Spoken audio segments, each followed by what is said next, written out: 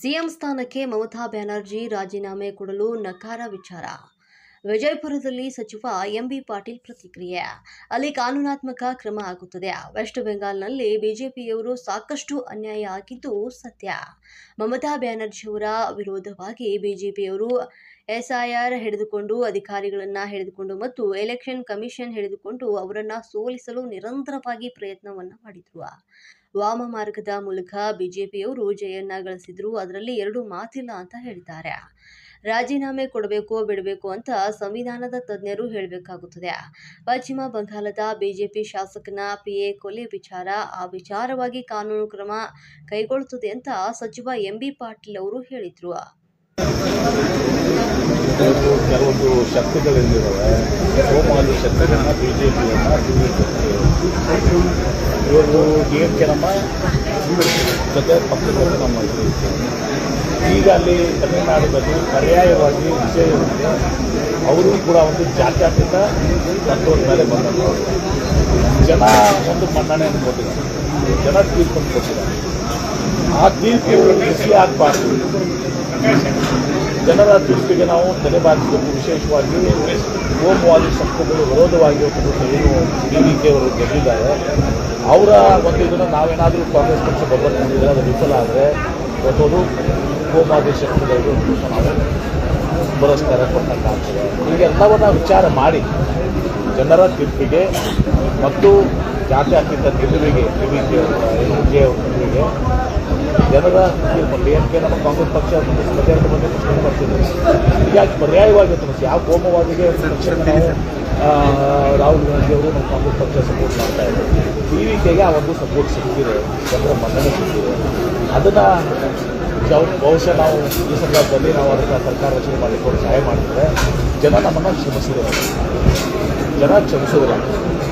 ಹೀಗಾಗಿ ಆ ದಿಶೆಯಿಂದ ಇವತ್ತು ಟಿವಿಕೆಗೆ ನಾವು ಬೆಂಬಲ ಕೊಡ್ತೀವಿ. ಯಾರಿಗೂ ಬೆನ್ನಾಗೆ ಚೂರಿ ಹಾಕುವಂಥ ಪ್ರಶ್ನೆ ಅವ್ರ ವಿಶ್ವಾಸಕ್ಕೆ ಕೆಲಸ ಆಗತ್ತಾ? ಡಿಎಂಕೆ ಅವ್ರ ಜೊತೆ ಮಾತಾಡ್ತೀರಾ? ಚರ್ಚೆ ಆಗುತ್ತೆ? ಮಾತಾಡ್ತೀವಿ, ನಿಶ್ಚಿತವಾಗಿಯೂ ಮಾತಾಡ್ತೀವಿ. ಇದರಿಂದ ತೊಂದರೆ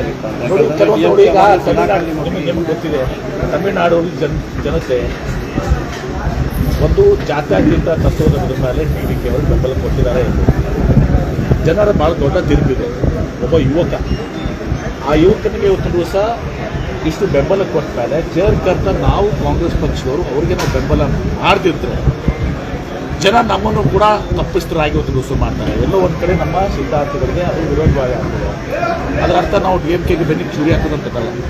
ಇದು ನಮ್ಮ ಕರ್ತವ್ಯ. ಒಂದು ದಿವಸ ಜಾತ್ಯತೀತ ಶಕ್ತಿಗಳನ್ನು ದೂರಲಿಕ್ಕೆ ಮತ್ತು ಜನರ ತೀರ್ಪೇನಿದೆ, ಆ ಆಶಯಗಳೇನಿದೆ ಟಿವಿಕೆ ಕೊಟ್ಟಿದ್ದಾರೆ, ಅದಕ್ಕೆ ವಿರೋಧವಾಗಿ ನಾವು ಹೋಗುವಂಥದ್ದು ಆಗಬಾರ್ದು ಅಂತ ಹೇಳಿ ಆ ಬೆಂಬಲವನ್ನು ಕೊಡ್ತಾ ಇದ್ದಾರೆ. ಸರ್, ಇಂಡಿ ಗಠಬಂಧನಕ್ಕೆ ಇದರಿಂದ ತೊಂದರೆ ಆಗಿದೆ, ಅದು ವಿಚಾರ ಮಾಡ್ತೀವಿ. ಸ್ಟಾಲಿನ್ ಅವರು ಮಮತಾ ಬ್ಯಾನರ್ಜಿ ಮತ್ತೆ ನೀವೇ ನಾನು ಹೇಳಿದ್ದೇನೆ, ಎಷ್ಟು ರಿಪೀಟ್ ಮಾಡಿ 3 ಸಲ ರಿಪೀಟ್ ಮಾಡಿ. ಅರ್ಥ ಮಾಡ್ಕೊಂಬಿಡಿ.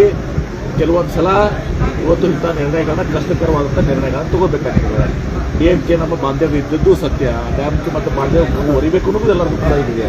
ಆದರೆ ಜನರ ತೀರ್ಪು ಜಾತ್ಯತೀತ ಪಕ್ಷದ ವಿರುದ್ಧ ಒಂದು ಯುವಕರ ಮತ್ತು ಆ ಹೆಣ್ಣು ಮಕ್ಕಳ ಒಂದು ಆಶಯ ಅಲ್ಲಿ ಆ ವಿಜಯ್ ಅವರ ಮೇಲೆ ಕೊಟ್ಟಿರುವಂಥದ್ದು ಆಶಯ ಏನಿದೆ, ಆ ಆಶಯಕ್ಕೆ ವಿರುದ್ಧವಾಗಿ ಮಾಡಿದ್ರೆ ಅದು ಬಹುಶಃ ಅದು ಸರಿ ಹೋಗುವುದಿಲ್ಲ ಅಂತೇಳಿ ಜನರು ನಮ್ಮನ್ನು ಕ್ಷಮಿಸೋದಿಲ್ಲ ಅಂತ ಮಾಡಿದ್ರು. ಸರ್, ಮಮತಾ ಬ್ಯಾನರ್ಜಿ ಅವರು ಸಿಎಂ ಸ್ಥಾನಕ್ಕೆ ರಾಜೀನಾಮೆ ಕೊಡೋದಿಲ್ಲ ಅಂತ ಅದು ನೋಡಿ, ಆ ಬಗ್ಗೆ ಕಾನೂನಾತ್ಮಕವಾಗಿ ಏನಿದೆ ಪಕ್ಷ ಸಹ ಅವರು ಅಲ್ಲಿ ವೆಸ್ಟ್ ಬೆಂಗಾಲ್ನಲ್ಲಿ ಸಾಕಷ್ಟು ಏನು ಬಿಜೆಪಿಯಿಂದ ಅನ್ಯಾಯ ಆಗಿದ್ದು ಸತ್ಯ. ಅದೆಷ್ಟು ನಾವು ರಾಜೀನಾಮೆ ಕೊಡೋದಲ್ಲ ಇದು ಅನ್ನೋದು ಅದು ಕಾನೂನಾತ್ಮಕವಾಗಿ ಎಷ್ಟು ಸರಿ ಎಷ್ಟು ನಿರ್ಣಯ ಅನ್ನೋದು ಸಹ ಅದು ಮಾಡಬೇಕಾಗ್ತದೆ.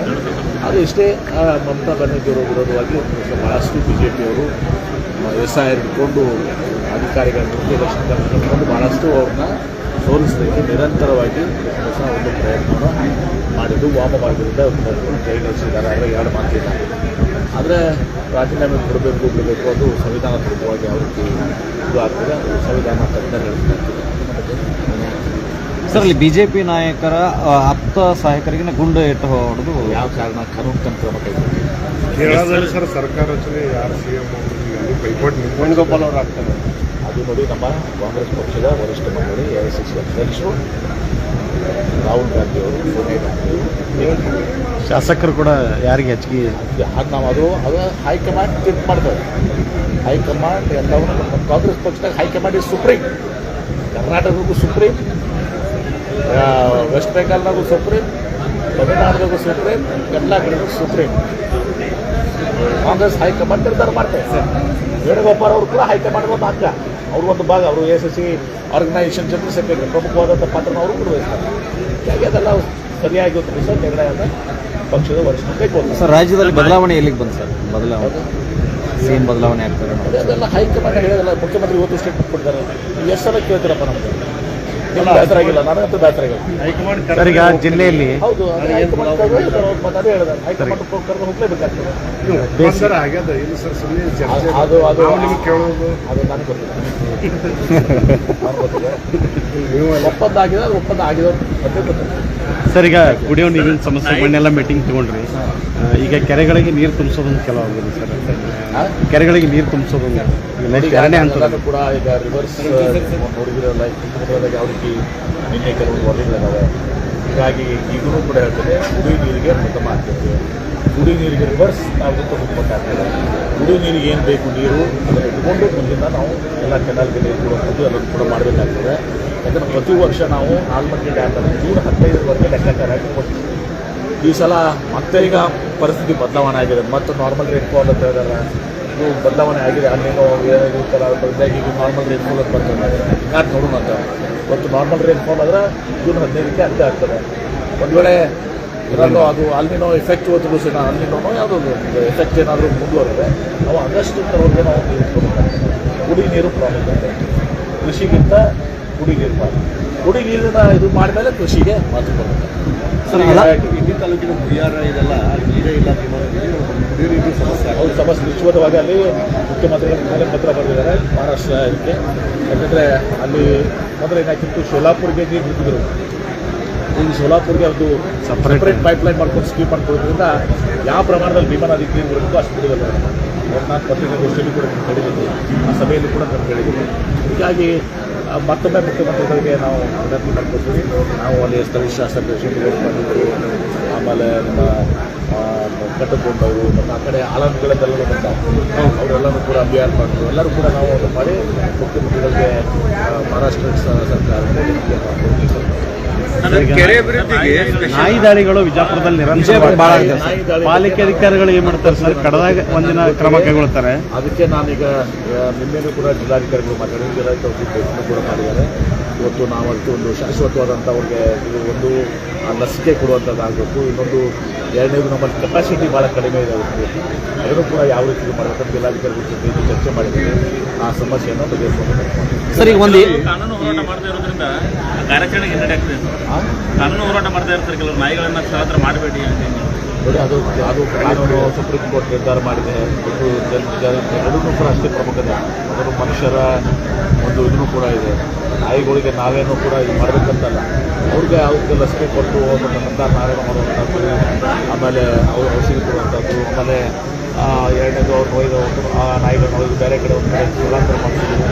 ಇದೆಲ್ಲವನ್ನು ಕೂಡ ಮಾಡಬೇಕಾಗ್ತದೆ. ಅದಂತ ನಾವೇನು ಯಾವ ನಾಯಿಗಳನ್ನ ಕೊಲ್ತೀವಿ ಅಂತ ಹೇಳಿಲ್ಲ. ಹೀಗಾಗಿ ಅದಕ್ಕೆ ಕಾಂಪಿಟೇಷನ್ ಮಾಡ್ತಾರೆ. ನಾಯಿಗಳು ಅಗ್ರೆಸಿವ್ ಆಗಲಿಕ್ಕೆ ಪ್ರಮುಖ ಕಾರಣ ಇರೋದ್ರಿಂದ ಸಂಪೂರ್ಣವಾಗಿ ರಾಜಕೋಟೆ ಈ ರೀತಿ ಏನು ಬೇರೆ ಕಡೆ ಎಲ್ಲ ಬಯಲಿಗೆ ಜಾಸ್ತಿ ಇದೆ.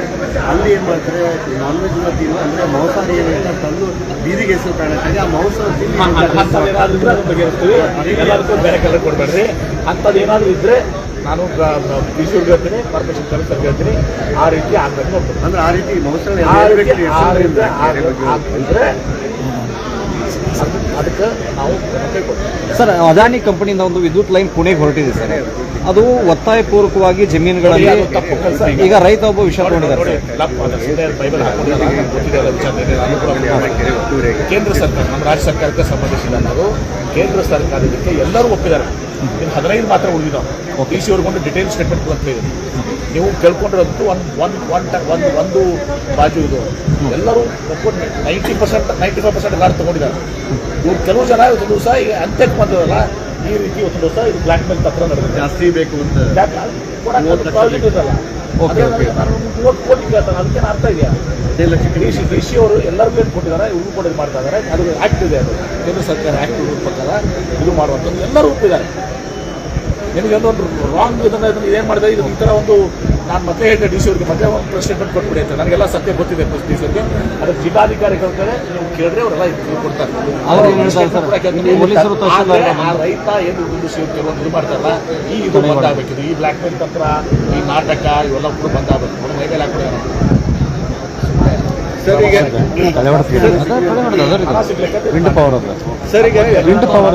ನಾನೇ ಹೇಳಿದೆ ಆದ್ಮೇಲೆ ನನಗೆ ನಾನೇ ಡಿ ಸಿ ಅವ್ರು ಮಾಡ್ತಾರೆ, ಡಿ ಸಿ ಅವರು ನಾನೇ ಡಿ ಸಿ ಅವ್ರಿಗೆ ಅದನ್ನೇ ನೀವೇ ಒಂದು ಸ್ಟೇಟ್ಮೆಂಟ್ ಕೊಟ್ಬಿಡಿ, ಮಧ್ಯಾಹ್ನಕ್ಕೆ ತಪ್ಪದ ಮಾಹಿತಿ ಹೋಗೋದು ಬೇಡ ಅಂತ ಹೇಳಿದೆ. ಅದಕ್ಕೆ ಡಿ ಸಿ ಅವ್ರಿಗೆ ಹೇಳ್ತೀನಿ, ಅವ್ರು ಡಿಟೇಲ್ ಸ್ಟೇಟ್ಮೆಂಟ್ ಕೊಡ್ತೀನಿ. ಸರ್ ನಾವು ಏನು ಮಾತಾಡಕ್ಕೆ